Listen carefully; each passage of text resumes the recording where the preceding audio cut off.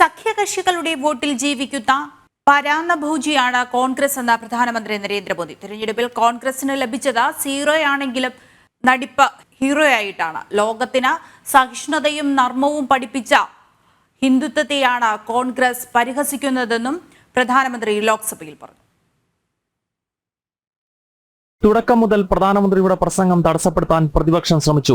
നടുത്തളത്തിലിറങ്ങിയുള്ള ബഹളം വകവയ്ക്കാതെ 2.5 മണിക്കൂറാണ് പ്രധാനമന്ത്രി ലോക്സഭയിൽ സംസാരിച്ചത്. ഹിന്ദു സമൂഹത്തെ അക്രമികൾ എന്ന് വിശേഷിപ്പിച്ച പ്രതിപക്ഷ നേതാവിന് പ്രധാനമന്ത്രി സഭയിൽ മറുപടി നൽകി.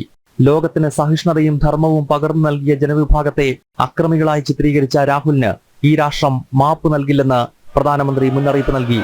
131 साल पहले 131 ईयर पहले स्वामी विवेकानंद जी ने शिकागो में कहा था, मुझे गर्व है कि मैं उस धर्म से आता हूं जिसने पूरी दुनिया को सहिष्णुता और वैश्विक स्वीकृति सिखाई है. സനാതനധർമ്മത്തെ രോഗങ്ങളുമായി താരതമ്യം ചെയ്തു.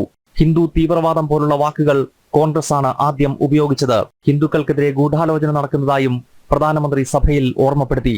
പാർലമെന്റിൽ ഹൈന്ദവ ദേവീദേവന്മാരുടെ ചിത്രം ഉയർത്തിയ രാഹുലിന്റെ നടപടിയെയും പ്രധാനമന്ത്രി വിമർശിച്ചു.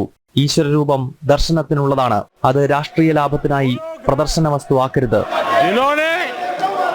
हिंदू आतंकवाद ये शब्द गढ़ने की कोशिश की थी,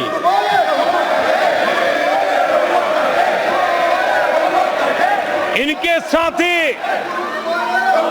हिंदू धर्म को उसकी तुलना डेंगू, मलेरिया ऐसे शब्दों से करें और ये लोग तालियां बजाए, ये देश कभी माफ नहीं करेगा. സഖ്യകക്ഷികളുടെ കാര്യത്തിൽ സീറ്റുകളുടെ എണ്ണം കൂട്ടിയ കോൺഗ്രസിനെ പ്രധാനമന്ത്രി കണക്കിന് പരിഹസിച്ചു. മറ്റു പാർട്ടികളുടെ വോട്ടിൽ കോൺഗ്രസ് വിലസുകയാണ്.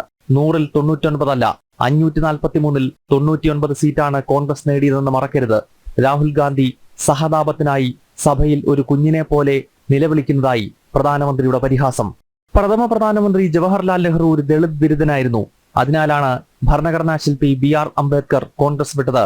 ജഗജീവൻ റാമിനെ പോലുള്ള നേതാക്കൾ കോൺഗ്രസ് ബന്ധം ഉപേക്ഷിച്ചതും കോൺഗ്രസിന്റെ ദളിത് വിരുദ്ധ സമീപനം മൂലമെന്നും പ്രധാനമന്ത്രി സഭയിൽ ഓർമ്മപ്പെടുത്തി. बाबा साहब अम्बेडकर ने कांग्रेस की दलित विरोधी, पिछड़े विरोधी मानसिकता के कारण नेहरू जी की कैबिनेट से इस्तीफा दिया था. ജനം, ഡൽഹി.